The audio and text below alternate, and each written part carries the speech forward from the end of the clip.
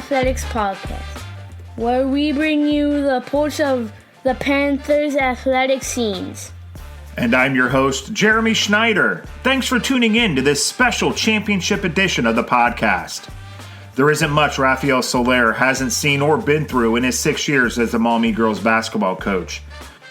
Thursday night brought a brand new experience for the Panthers, though, as they climbed the ladder and cut down the nets after the program's first sectional title in 19 years. The Panthers rallied from an early deficit to beat Rogers 51-49 in front of a loud home crowd. They now get to move on to the district tournament, but if anyone thinks that this was an easy or quick process, it wasn't. This win didn't happen because of Thursday night or the last few practices or even this season. This win happened because of the bumps and the bruises and the lessons the Panthers learned over the last few years. I had a lot of teams, right, that I learned a lot from, and we grew together. You know, I try to be a better coach every single day, you know, than I was the day before. So I think it's a testament to these girls buying in and, you know, and going through all those times when, you know, we had a couple seasons that we were winless, you know, like to get to this point, you know, is not something that, you know, I take lightly. And just, you know, I think everybody in this program, right? Everybody that contributed anything to this, you know, to get us to, you know, today. Early on Thursday night, it looked like this dream season for Maumee was going to come to an early end. The Rams raced out to an 11-0 lead, and they held a 16-3 lead after the first quarter. It was absolutely the worst-case scenario for Maumee. But that's the thing about a team that's continually had to pick itself up off the ground. They get knocked down, but they're going to get back up again. Maumee outscored Rogers 17-10 in the second quarter to close within 6 points at halftime. That rally kicked off when Rain Hurt hit back-to-back three-pointers, and Lucy Porter and Taryn Pyle added threes of their own. Porter acknowledged the team got off to a bad start, but said that they had all the confidence in the world that it wouldn't stay that way. I mean, we knew they would come in and they would want revenge, but that didn't bother us. We know our team, we know our defense. It just took us a second to, you know, kind of kick it in, but I knew we would be fine, and I knew we would get things going quick. So the teams battled back and forth in the third, but a 13-5 run from Maumee to open the fourth gave the Panthers their first lead of the game at 45-44. Maumee went up 49-44, but the Rams came back to tie the game. And it stayed a tie through the latest stages of the game until Porter drove to the basket and was fouled with 4 seconds left. Coolly, calmly, the senior once again stepped into the spotlight and drained both free throws. For Coach Soler, there was no one else who he wanted at that free throw line. We knew. Yeah, we knew it's going in, you know. Yeah. She's done that countless times before. And just, that's exactly what it is. You know, it doesn't matter. I didn't care if she had 0 points tonight. You know, I was going to get the ball in Lucy Porter's hands. Yeah. And she did what she was supposed to do. Took the ball strong, right, drew the foul, you know, exactly as, you know, we knew she was going to.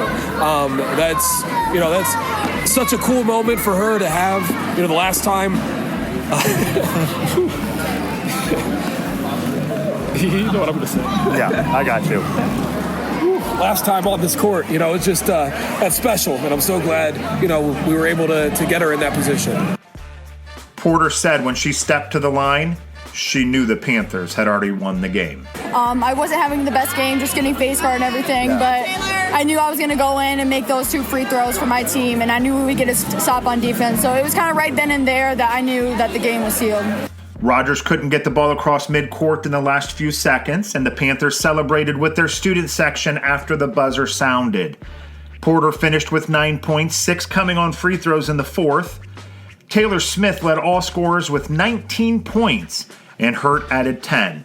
Smith gave credit to her teammates for setting her up with prime scoring chances all night long. I think my teammates mostly were helping me get open. I was wide open every shot I took. It was all with the help of my teammates. For Soler, having multiple players who can fill up the scorebook is a wonderful situation.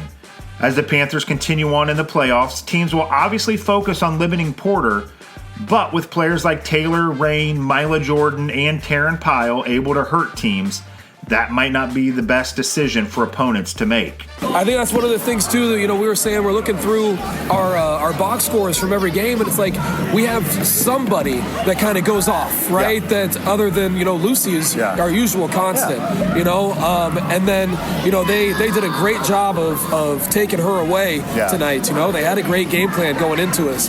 And then, just the way that this team just wants to get the best shot, right, on every possession. Yeah. That makes it easy for, whoever it is that night to be the one that steps up, right, when we're sharing it and finding the best shot possible. Porter's first 2 seasons as a high schooler ended with back-to-back 3-win seasons. Last season did get better, but they still lost in the sectional tournament. This will be her first time playing in the district tournament, and she's going to take the lessons and experiences of her first 3 years into that game. I mean, not just me, but like the girls like Taylor and Charlie, them. I kind of just watched them cut down the nets and just kind of sat there and just realized how much work these girls have put in and how much we deserve this. We came to this game knowing that we didn't want to let them come on our court and cut down our nets. Yeah. More than that, we wanted to do it for ourselves, knowing that this would be the first tournament win for Maumee since decades. The Panthers will face Central Catholic in the Division III District Semifinal at 8:15 on Wednesday night at Northwood. The first semifinal of the night pits Notre Dame against St. Ursula. The district final is Saturday at 4 back at Northwood. Advancing into the district tournament gives this special group another few days to spend together as a team and friends. And to Taylor, that's what she's most thankful for. I get to spend another week with my best friends. That's what's going to matter the most, and we're going to be ready for whatever we're going to face next Wednesday. That's the end of this episode of Inside Maumee Athletics. I'll be back soon with another in-depth interview.